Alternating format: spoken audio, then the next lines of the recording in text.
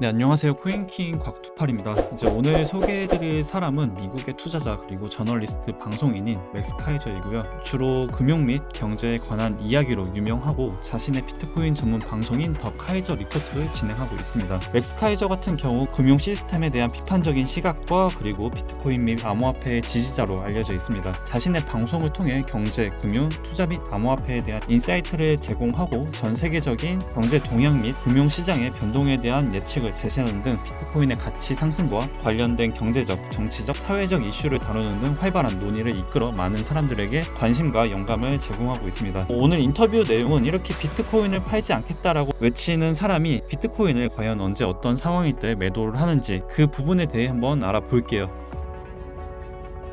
And I'm holding.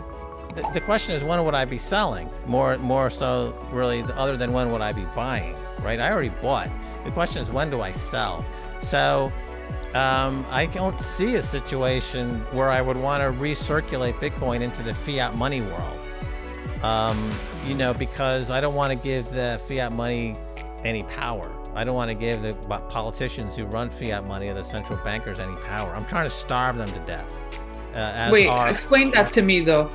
Well, So if by selling your Bitcoin, how does that give fiat more power? well, let's say I were to buy a yacht, right? Okay, so Okay. I'm giving the yacht Okay. broker Bitcoin. He's going to convert it into fiat money, most probably. Okay. So until we get into a situation like Bitcoin Beach, which is in El Salvador, which is a circular Bitcoin-only economy. There's only Bitcoin, and Right. it's circulating only.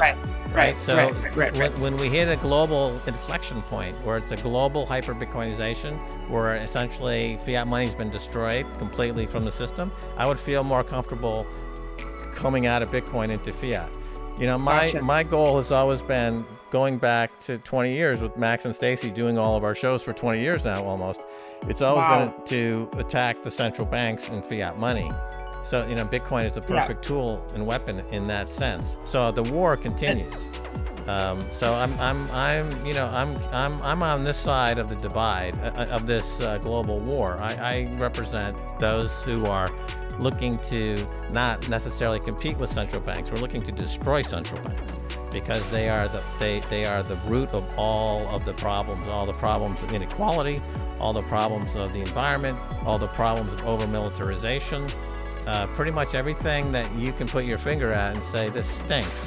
It has a root cause in money printing from irresponsible central banks that, unlike Paul Volcker in the 1970s, when I started on Wall Street, interest rates were 20% because Paul Volcker took his job seriously of dealing with inflation. Here you have inflation right now, Daniela, in America, which is about similar to where it was under Paul Volcker when he took interest rates to 20%.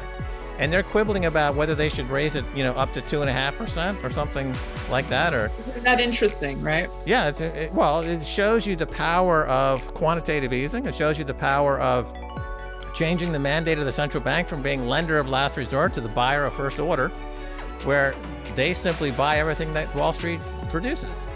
The Swiss Bank of Switzerland is, one of the biggest owners of Apple stock. They print money and they buy Apple stock. Right? That's not a central bank. That's neo-fascism. That doesn't make any sense to be doing that. What good does that do to the people who live in Switzerland? No, please continue. Right. So here you have this in Japan. The balance sheet of Japan, over 100%, something like GDP of Japanese GDP is owned in securities on the balance sheet of the Bank of Japan. Right? I may have got the number a little wrong there, but I don't think I got it wrong. I think that was correct. But my point is that here they're just absorbing all of these things in ways that are dislocating the markets. Look at the housing market in the U.S. It's up 25% last year because Blackstone is out there borrowing money from the Fed at zero and buying up thousands of units. Right. And then jacking up rents. That's not a free market. That's not a price signal. That's an apartheid state. That's apartheid. That's what apartheid in South Africa looked like. In America, you've got interest rate apartheid. Right? If I know Goldman Sachs and I can borrow at 0%, I can look at this. I'll tell you a story which was remarkable. The LVMH, Louis Vuitton in France, they bought Tiffany. Who loaned them the money to buy Tiffany? The European Central Bank under Christine Lagarde. And how much did they charge for that loan? Not zero, less than zero. Less than zero was given to the now richest man in the world to buy Tiffany's.